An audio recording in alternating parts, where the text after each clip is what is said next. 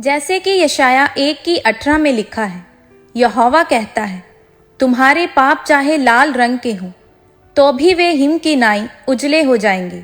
उसी रीति से जब इस भाई ने अपना जीवन परमेश्वर को समर्पित किया और परमेश्वर ने हर तरह के नशों से आजाद करके इन्हें पवित्रताई भरा जीवन दिया, तो आइए सुनते हैं इनकी लाइफ चेंजिंग टेस्टिमनी को। सबको जय मसीह की। मेरा नाम दिनेश कुमार है। मैं यूपी उत्तर प्रदेश का रहने वाला हूँ। मैं अपने जीवन की सबसे बड़ी गवाही देने जा रहा हूँ। मेरी उम्र 32 साल की है। जब मैं 22 साल का था तब मैं यूपी से जलंधर आया था। फिर जब मैं यूपी से जलंधर आया तो एक सिक्योरिटी गार्ड का नौकरी ढूंढी और वहाँ पे काम करने लगा। जहाँ मैं नौकरी करता था वहाँ का माहौल ठीक नहीं था। वहाँ जो लोग रहते थे वो नशा करते थे, बीड़ी का, सिगरेट का, गुटखे का। जब मेरी यारी दोस्ती उन लोगों के साथ हो गई, जब वो लोग मुझसे नशा करने के लिए बोलते थे तो मैं 1-2 बार मना भी कर दिया। फिर जब रोज़ वहाँ काम कर रहा था तो धीरे धीरे मैं 1 बार 2 बार, फिर एक दिन मैं सोचा चलो मैं भी पी के देखता हूँ, तो फिर बीड़ी पिया। फिर दूसरे दिन सिगरेट। जब मैंने पहली बार बीड़ी सिगरेट का नशा किया तो थोड़ा अच्छा फील हुआ मेरे को।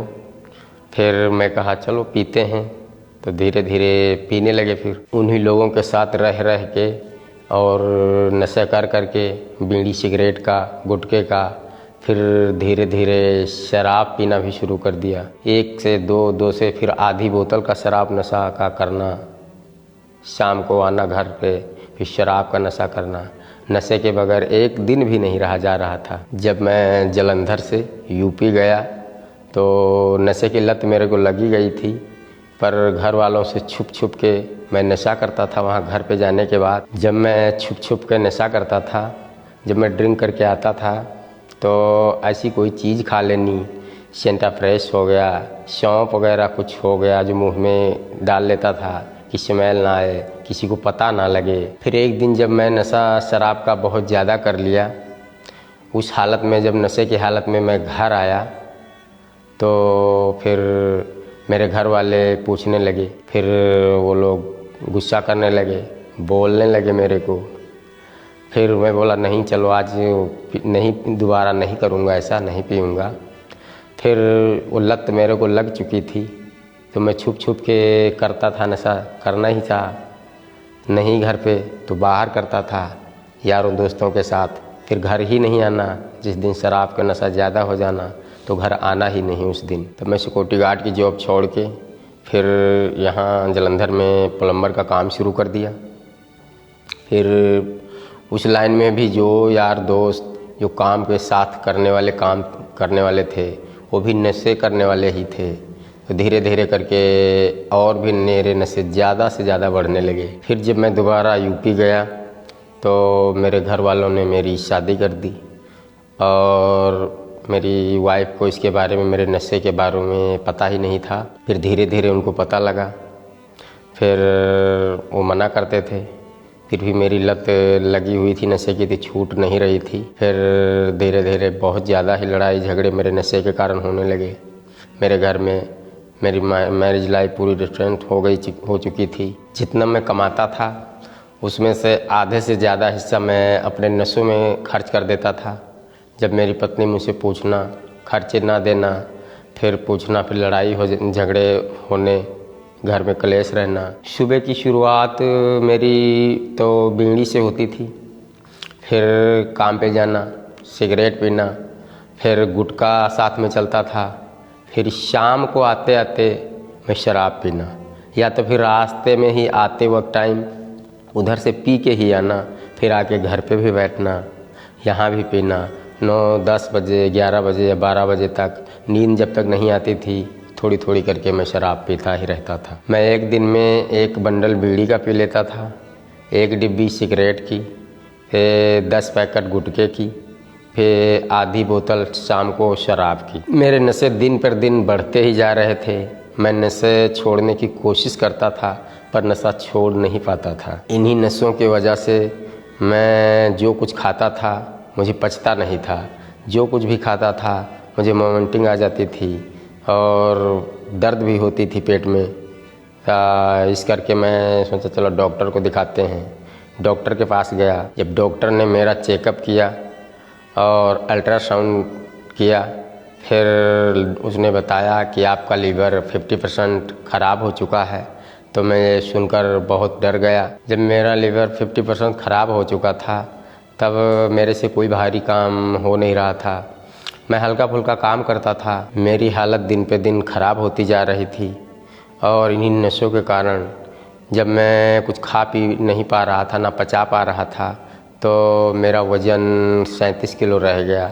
50 के पहले आसपास था। ऐसी कंडीशन में भी मेरे को नशा छोड़ना मुश्किल हो गया था और मैं परेशान होने लगा और नशे के बगैर मेरे एक दिन भी नहीं रहा जाता था। मेरे को तो उम्मीद ही नहीं थी कि मैं नशा कभी छोड़ पाऊँगा, क्योंकि इस ऐसे कंडीशन में भी मैं नशा छोड़ नहीं पा रहा था।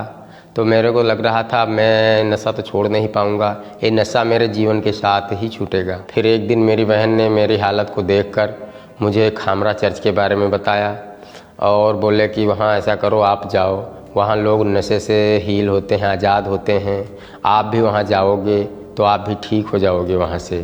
फिर मैंने कहा चलो एक बार चल के देखते हैं। फिर मैं खामरा चर्च आया और यहाँ गवाहियाँ सुनी, वचन सुने, तो मेरे को विश्वास बढ़ा। फिर मैं खामरा चर्च धीरे धीरे आने लगा और मीटिंग अटेंड करने लगा। 4 सितंबर 2022 को परमेश्वर के दास नशे के लिए प्रार्थना कर रहे थे और उस दिन मैं खामरा चर्च में मौजूद था। मैं अपने लिए उस प्रार्थना को रिसीव किया। गंदी दुष्ट आत्मा, नशे की, बीमारी की, सारी गंदी दुष्ट आत्मा आउट आउट। जैसे मैंने उस सामर्थी प्रार्थना को रिसीव किया, पवित्र आत्मा ने मुझे छुआ और ऐसा लगा मेरे को कि मेरे अंदर से कुछ निकल के गया है और मेरे को हल्का महसूस हुआ। उस प्रार्थना को ग्रहण करने के बाद जब मैं घर गया, मैं अपने आप को चेक किया तो कोई नशा करने का मेरा दिल नहीं किया और मैं उस दिन से पूरी तरह नशे से आज़ाद हूँ। उस प्रार्थना को जब मैं रिसीव किया, उसके बाद जो मेरा लीवर 50% ख़राब हो चुका था और जो नशे की वजह से मेरा उस दिन से मेरा नशा तो छूटा ही, लेकिन धीरे धीरे जो मेरा 50% लीवर भी ख़राब था उसको परमेश्वर ने भी हील किया और मैं आज पूरी तरह से ठीक हूँ। ना ही मैं बीड़ी का नशा करता हूँ, ना ही सिगरेट का, ना ही गुटखे का, ना ही शराब का। जो भाई आज भी नशा में हैं उनको मैं यही मैसेज देना चाहूँगा कि जो आज भी नशे करते हैं वो प्रभु यीशु मसीह को बारे में जाने। प्रभु यीशु मसीह जिंदा परमेश्वर है, वो हर एक चीज़ से आज़ाद करने की ताकत और सामर्थ्य रखता है। उसकी हुजूरी में आओ और यहाँ से जैसे मैं हील हुआ हूँ वैसे आप भी छूट के यहाँ से नशे से, बीमारियों से ठीक होके और प्रभु यीशु मसीह की जय जयकार करते हुए यहाँ से जाओगे। अब मैं अपने परिवार के साथ बहुत खुश हूँ और मैं अपने परिवार को पूरा टाइम परिवार को देता हूँ। जो कमाता हूँ अपने परिवार को देता हूँ। अब जो मेरे वो दोस्त मिलते हैं मुझे, जो पहले जिनके साथ मैं नशा करता था, आज वो दोस्त मेरे से पूछते हैं तुम नशा कहाँ से छोड़ दिए, तब मैं उनको प्रभु यीशु मसीह के बारे में उनको सुसमाचार देता हूँ और बताता हूँ कि मैं जहाँ से नशे से आज़ाद हुआ हूँ आप भी वहाँ चलो और इन नशों से और इन परेशानियों से छूट सकते हो, आज़ाद हो सकते हो।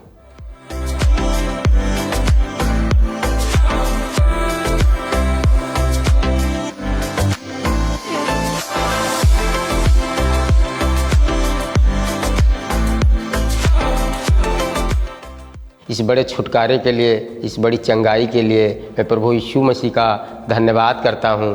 परमेश्वर के दास और दासी का भी धन्यवाद करता हूँ। सबको जय मसीह की।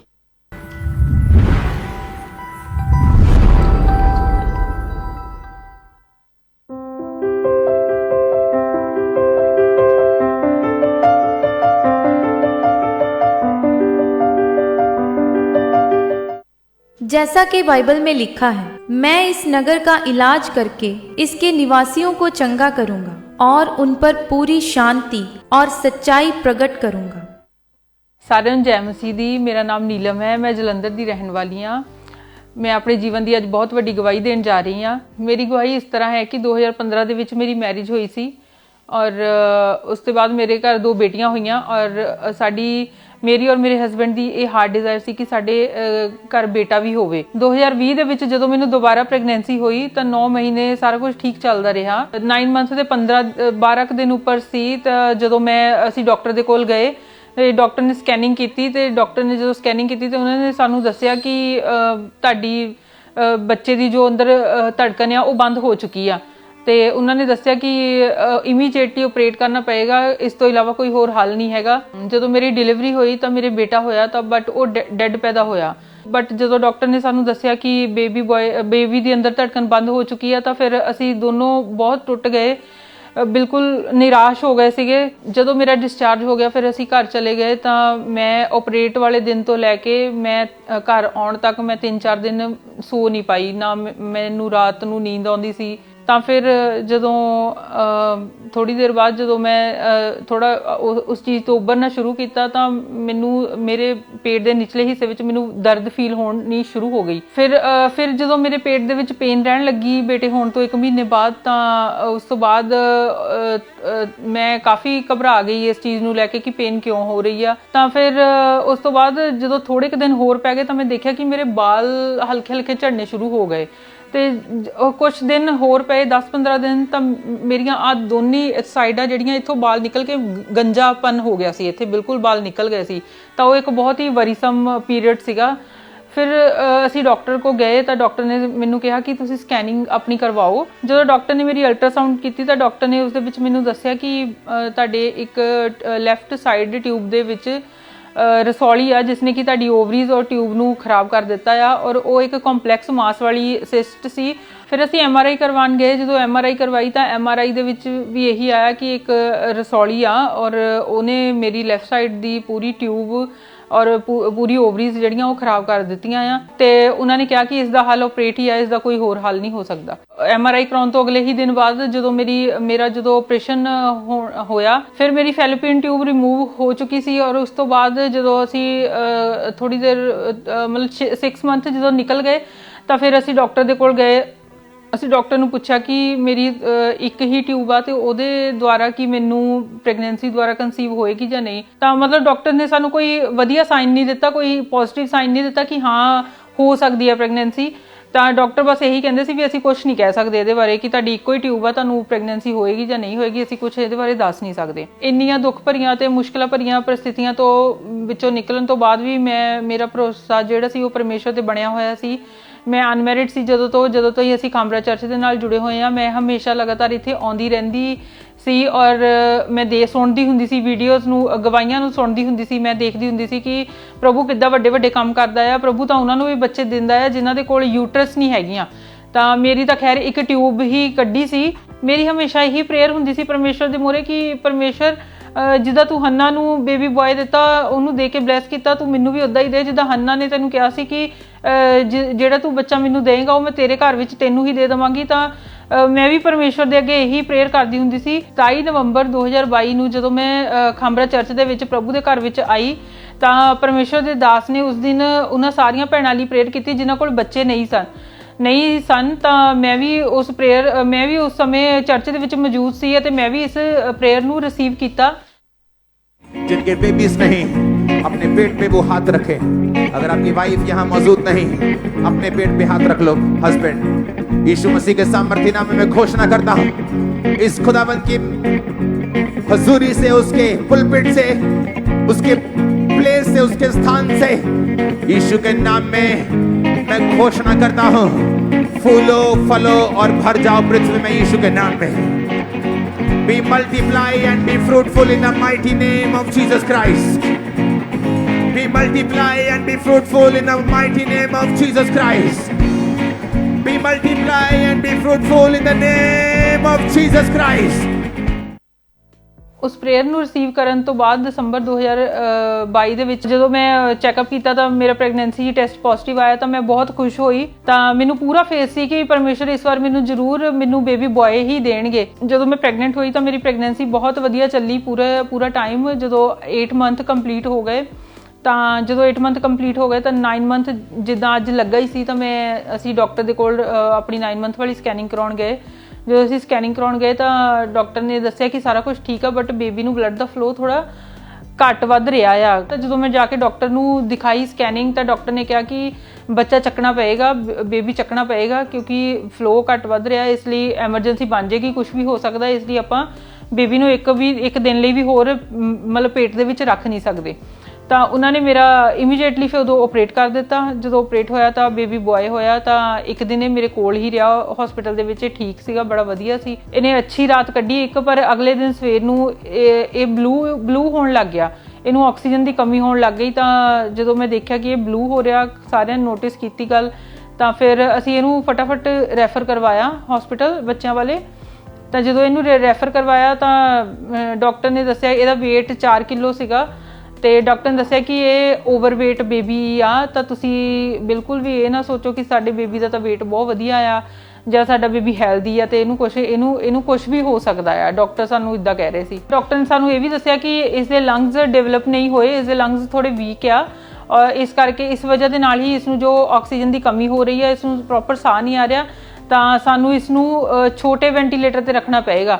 ਅਗਰ ਛੋਟੇ ਵੈਂਟੀਲੇਟਰ ਤੇ ਰੱਖਣ ਦੇ ਨਾਲ ਇਸ ਨੂੰ ਇਹ ਠੀਕ ਹੁੰਦਾ ਆ ਤਾਂ ਠੀਕ ਆ, ਅਸੀਂ ਇੱਕ ਦਿਨ ਦੇਖਾਂਗੇ, ਅਗਰ ਨਹੀਂ ਤਾਂ ਫਿਰ ਅਸੀਂ ਇਸ ਨੂੰ ਵੈਂਟੀਲੇਟਰ ਤੇ ਲਗਾਵਾਂਗੇ। ਜਦੋਂ ਮੇਰਾ ਬੇਟਾ ICU ਵਿੱਚ ਵੈਂਟੀਲੇਟਰ ਤੇ ਸੀਗਾ ਤਾਂ ਫਿਰ ਅਸੀਂ ਹਸਪੀਟਲ ਪ੍ਰੇਅਰ ਲਾਈਨ Gmail ਤੇ ਉਸਦੀ ਪ੍ਰੇਅਰ ਰਿਕੁਐਸਟ ਪਾਈ। ਫਿਰ 31 ਅਗਸਤ 2023 ਨੂੰ ਪਰਮੇਸ਼ਵਰ ਦੀ ਦਾਸੀ ਪਾਸਟਰ ਸੋਨੀਆ ਯੂਸਫ ਨੂਰੁੱਲਾ ਜੀ ਨੇ ਮੇਰੇ ਬੇਟੇ ਦੇ ਉੱਤੇ Zoom ਐਪ ਦੁਆਰਾ ले हैंड प्रेयर की थी। रिसीव कर सके परमेश्वर तेरी हीलिंग पावर को खुदावंद। परमेश्वर वेंटिलेटर पेशेंट्स को तेरा आत्मा छुए, ICU patients healed in Jesus name, be healed in Jesus name, be healed in Jesus name.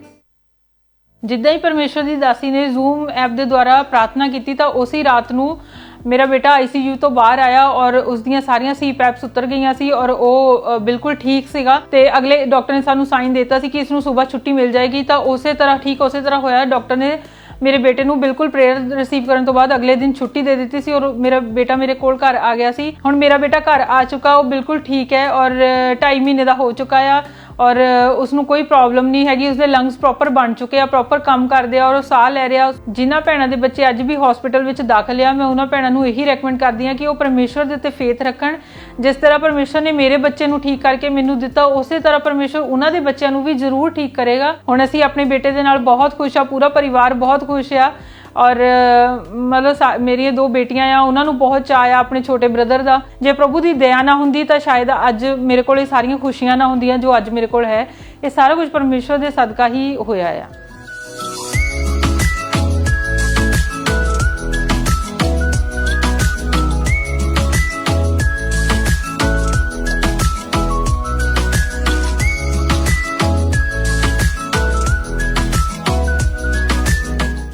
ਇਸ ਵੱਡੀ ਬਲੇਸਿੰਗ ਦੇ ਲਈ ਮੈਂ ਪਰਮੇਸ਼ਵਰ ਦਾ ਬਹੁਤ ਧੰਨਵਾਦ ਕਰਦੀ ਹਾਂ ਤੇ ਪ੍ਰਭੂ ਦੇ ਦਾਸ ਅਤੇ ਦਾਸੀ ਦਾ ਵੀ ਬਹੁਤ ਧੰਨਵਾਦ ਕਰਦੀ ਹਾਂ। ਸਾਰਿਆਂ ਨੂੰ ਜੈ ਮਸੀਹ। तारीफ करें तालियों के साथ तारीफ कर दी उसकी हजूरी बन